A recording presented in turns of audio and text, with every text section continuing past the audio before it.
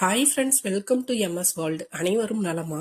அகத்திக்கீரை கசப்புள்ள கீரை, ஆனால் உடம்புக்கு ரொம்ப நல்லது. எல்லா கீரையுமே ரொம்ப நல்லது. இந்த கீரையில் கொஞ்சம் கூட கசப்பு இல்லாமல் ஹெல்த்தியாகவும் பிள்ளைங்க விரும்பி சாப்பிட்ற மாதிரியும் ஈஸியாக செஞ்சிடலாம். இன்னைக்கு நான் பாசி பருப்பு யூஸ் பண்ணி தான் செய்கிறேன். நீங்கள் எவ்வளோ பருப்பு யூஸ் பண்ணுவீங்களோ அவ்வளோ பருப்பு அளந்து எடுத்து நல்லா 3 தடவை கழுவிட்டு 2 மணி நேரம் ஊற வச்சு அந்த தண்ணியை செடிங்களுக்கு வேணால் யூஸ் பண்ணிக்கலாம், சமையலுக்கு யூஸ் பண்ணக்கூடாது.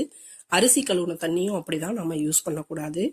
இப்போ இதில் மஞ்சள் தூள், டேஸ்ட்டுக்கு உப்பு, ஒரு பிஞ்சு பெருங்காயம், ஒரு பிஞ்சு மிளகுத்தூள், மல்லித்தூள், ஜீரகத்தூள் இதெல்லாம் சேர்த்துட்டு நல்லா கலந்து விட்டுட்டு ஒரே ஒரு பல்லாரி வெங்காயம் கட் பண்ணி வச்சுருக்கேன், ஒரு தக்காளி பழம் கட் பண்ணி வச்சுருக்கேன், காரம் இல்லாமல் 2 பச்சை மிளகாய் எடுத்து வச்சுருக்கேன், 6 பல்லு பூண்டு ஸ்லைஸாக கட் பண்ணி வச்சுருக்கேன். இதே குக்கரில் சேர்க்கிறதா இருந்தால் பூண்டு முழுசாக தான் நான் சேர்த்துப்பேன். இது பாத்திரத்தில் அப்படியே செய்கிறதுனால நான் கட் பண்ணி சேர்த்துருக்கேன். நல்லா மிக்ஸ் பண்ணி விட்டு வேக விட்டுடலாம். ஸ்டவ் ஆன் பண்ணிட்டேன். இது நல்லா வேகட்டும். நல்லா ஊற வச்சதுனால சீக்கிரமாகவே வெந்துடும். பருப்பு நிறையா சேர்க்கறதுனால ஹெல்த்தியாகவும் இருக்கும், கசப்போட அளவும் கம்மியாகும். ஒவ்வொரு பொருளும் நம்ம சேர்க்க சேர்க்க கசப்பு கம்மியாயிட்டு இருக்கும். ஒவ்வொன்றா சொல்கிறேன். இப்போ பருப்பு நல்லா வெந்து வந்துருச்சு. அதனால் இதை நம்ம ஆஃப் பண்ணிவிட்டு தனியாக கூட எடுத்து வச்சிடலாம். நல்லாவே வெந்து வந்துடுச்சு. அப்படியே கரண்டியால் கலக்கணுன்னாலே நல்லா மசிஞ்சிரும். இப்போ ஒரு வானல் எடுத்து அடுப்பில் வச்சுட்டு அதை ஹீட் பண்ணுறேன். இந்த பக்கம் 3 பல்லாரி வெங்காயம் ஸ்லைஸாக கட் பண்ணி வச்சுருக்கேன். நெய்யில் தான் நான் இன்னைக்கு கீரை செய்ய போகிறேன். வேணுங்கிற அளவுக்கு நெய் சேர்த்து நல்லா சூடேற விடலாம். இப்போ தாளிக்கிறதுக்கு ஒரே ஒரு காஞ்ச மிளகாவை கிள்ளி பொரிய விடுறேன். இதுதான் காரத்துக்கு, வேற எதுவும் இல்லை. பொரிஞ்சதுமே கட் பண்ணி வச்சிருக்கிற 3 பல்லாரி வெங்காயத்தை நல்லா நெய்யிலேயே வதக்கி கொடுத்துக்கலாம். நெய் சேர்க்கிறோம், பருப்பு சேர்த்துருக்கோம், இப்போ வெங்காயமும் நிறையா சேர்க்கிறோம். இது எல்லாமே நமக்கு ஒவ்வொரு பொருளும் கசப்பை எடுத்து விட்டுரும். இந்த நெய்யோட வாசம் நமக்கு சாப்பிடணுங்கிற ஆர்வத்தை தூண்டும். வெங்காயம் வதங்குறதுக்காக கொஞ்சமாக உப்புத்தூள் சேர்த்து வெங்காயத்தை நல்லா வதக்கி கொடுக்கலாம். வெங்காயம் கண்ணாடி பதம் வர்ற அளவு வதக்கி விட்டா போதும், ரொம்ப நேரம் வதக்கணும்னு அவசியம் இல்லை. இப்போ வெங்காயம் நல்லாவே கண்ணாடி பதம் அளவுக்கு வந்துருச்சு. நான் அகத்திக்கீரையை நல்லா கழுவிட்டு தண்ணி வடிய விட்டு வச்சிருக்கேன். அந்த கீரையை இப்போ சேர்த்துக்கிறேன். இந்த கீரையை போடும்போது பார்த்தீங்கன்னா நிறையா தெரியும். நம்ம நல்லா மிக்ஸ் பண்ணி விடும்போது கீரையோட அளவு கம்மியாயிடும்.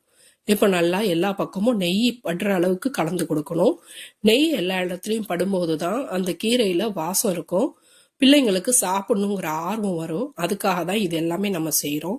இப்போ நல்லா நெய்யை எல்லா பக்கமும் மிக்ஸ் பண்ணி விட்டாச்சு. இந்த கீரையோட வெங்காயத்தை பருப்பு வேக வச்சுருந்தோம், அதுலேயே சேர்த்து நல்லா மிக்ஸ் பண்ணி விட்டுடலாம். இந்த பருப்பு வேக வச்ச பாத்திரத்தில் பார்த்தா சுற்றி பருப்பு இருக்கும். அந்த பருப்பெல்லாம் எடுத்து உள்ளே விட்டுறணும். இல்லைன்னா இதை நம்ம வேக விடும்போது அப்படியே தீஞ்ச மாதிரி ஆயிடும். இந்த பாத்திரம் வதக்கின பாத்திரத்தை கழுவி தண்ணி சேர்த்துக்கிறேன்.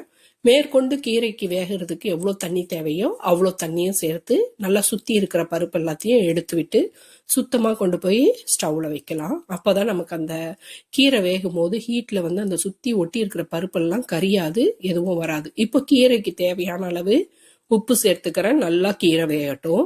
இப்போ கீரை வெந்துட்டு இருக்கும் போதே நல்ல மணமா இருக்குது, அவ்வளோ அருமையான மணமா இருக்குது. கீரை வேகும் போது அரை மூடி தேங்காயில் பாதி தேங்காவை நான் எடுத்துக்கிட்டேன், 1/4 மூடி தேங்காய்னு சொல்லிக்கலாம். அதை நல்லா மையா அரைச்சி வச்சுக்கிட்டேன்.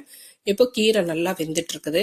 நம்ம சேர்த்துருக்கிற பொருள் எல்லாமே கீரையில் இருக்கக்கூடிய கசப்பு தன்மை தெரியாம பார்த்துக்கும். பருப்பும் நிறையா சேர்த்துட்டோம், வெங்காயமும் சேர்த்துட்டோம், அதோட நெய்யிலேயே தான் செய்கிறோம் கீரை. அதனால இதெல்லாம் நல்ல ஃப்ளேவர் கொடுக்கும். இப்போ கீரை நல்லா வெந்து வந்துருச்சு. தேங்காய் அரைச்சி வச்சிருந்தது அதோட நல்லா மிக்ஸ் பண்ணி விட்டு 2 நிமிஷம் கொதிக்க விட்டு ஆஃப் பண்ணிடலாம். அவ்வளோதான், அருமையா இருக்கும், ரொம்ப நல்லது. கண்டிப்பா செஞ்சு பாருங்க. செஞ்சு பார்த்துட்டு உங்களோட ஃபீட்பேக்கை மறக்காம கமெண்ட்ல சொல்லுங்க. இது வரைக்கும் சப்ஸ்கிரைப் பண்ணாம இருந்தா சப்ஸ்கிரைப் பண்ணுங்க.